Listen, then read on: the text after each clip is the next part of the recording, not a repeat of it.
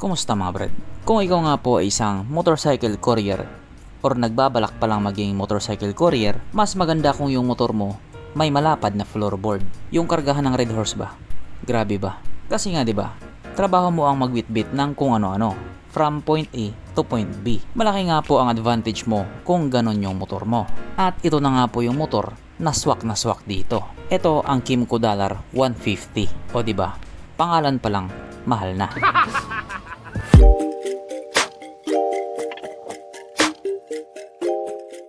Pero syempre bago tayo magpatuloy, kung bago ka pa lamang napadpad dito sa aking walang kwentang channel, huwag na mag-subscribe. So yun na nga, noong hindi pa nga po dinadala sa Pilipinas itong motor na ito, ang dami talagang nagsasabing, Dalhin mo na yun, Kim ko. Bibili na kami. Yan yung tipo ng motor na hinahanap namin. kaso lang nung dinala na nga po ni Kymco sa Pilipinas at nalaman nila yung presyo, Yung Aerox na lang pala na bago bibilin ko. Mas okay pa yun. o di ba?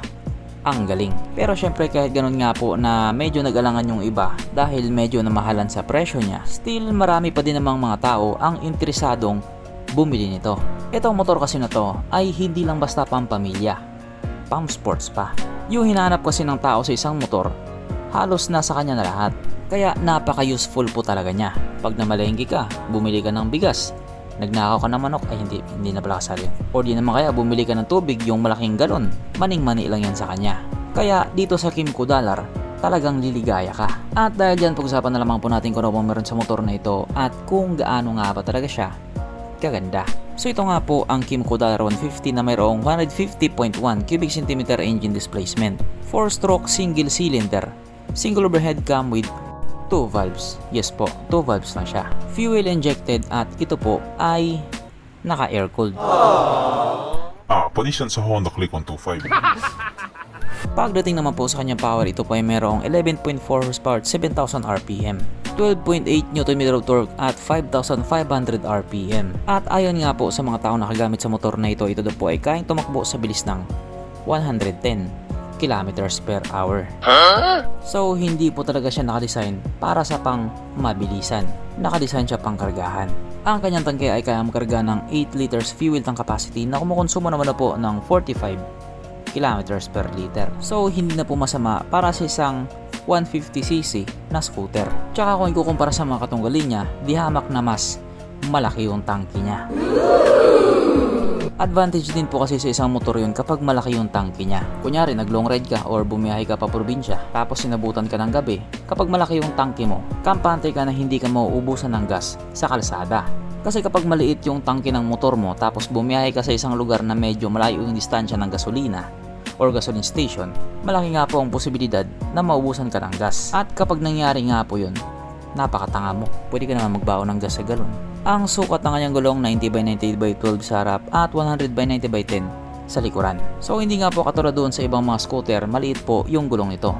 Maliit na mataba. Ikaw Brad, anong gusto mo? Maliit na mataba o mahaba na payat na gulong? Gulong ang pinag-uusapan natin. Pagdating naman po sa kanyang braking system, ito po ay naka-disc brake sa harap at drum brake pa din po sa likuran. Unfortunately, wala po itong ABS. Pero hindi naman na siguro problema yon kung marunong ka lang magdala. Ang kanyang seat height ay mataas na 745mm at ang motor nga po na ito ay may kabuuang bigat na 125 kg. So para nga po sa isang 150cc na scooter, sakto lang din yung bigat niya. Tsaka hindi na rin magiging factor yon kasi mababa lang yung seat height niya, tukod yung paa mo. Mapunta naman po tayo sa iba po niya mga features. So ang ilaw nga po sa motor na ito, naka full LED na po. At ang cute din po ng ilaw niya. Talagang may karakter siya. Ang kanyang edge panel ito nga po ay naka full digital. At kung makikita nyo nga po, naka naked handlebar din siya na nagpadagdag angas nga po sa kanya. Pero hindi nga po katulad doon sa mga bagong labas na motor, hindi pa po ito nakakilis. Disusi pa din ang gamit sa kanya. Pero okay lang naman yun, wala namang problema dun. At syempre hindi nga po mawawala sa motor na ito ang kanyang USB charging port, na para kahit saan ka nga po magpunta hindi ka na mangangamba na baka malobat yung cellphone mo kasi nga manonood ka pa ng Cornhub. Pero dito, hindi mo na kailangan manood ng Cornhub sapagkat nandito na nga po tayo sa exciting na part, ang kanyang mga suspension. So sa harapang bahagi nga po, ito ay ginamitan ng telescopic fork at sa likuran naman ito po ay gumagamit ng dual shock absorber na ayon nga po sa mga taong nakagamit sa motor na ito, maganda ang bounce.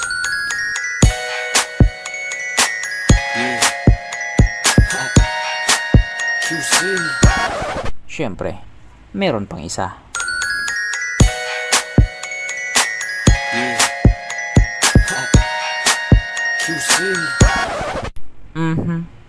Panigurado. Wala na namang nalungkot.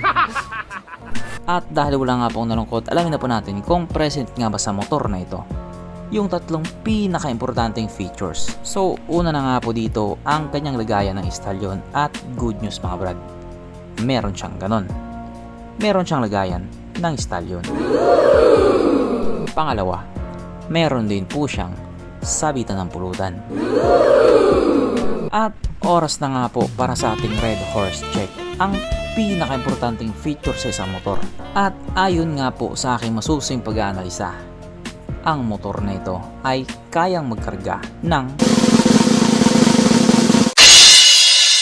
4 na kahong Red Horse.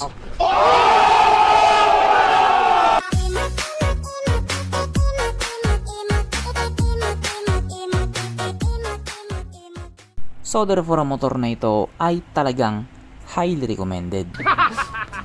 At nandito na naman tayo sa kanyang presyo.